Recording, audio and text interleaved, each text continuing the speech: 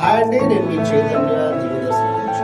అయితే నేను మీ చంద్రగ్రహణం వల్ల 45 రోజులు మైలు ఉంటుందని అనుకుంటున్నారా? మీకు ఎవరైనా చెప్పారా?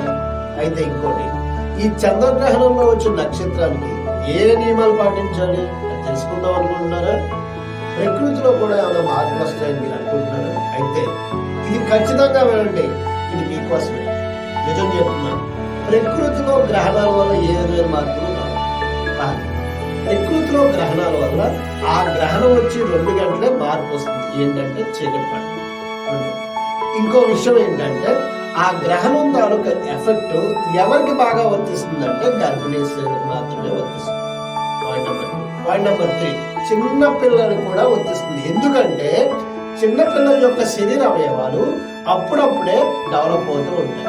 పుట్టిన తర్వాత పెరుగుతున్నప్పుడు డెవలప్ అవుతూ ఉంటాయి. ఇంకా ఇలాంటివి చాలా కావాలంటే ఈ ఛానల్ని సబ్స్క్రైబ్ చేసుకోండి.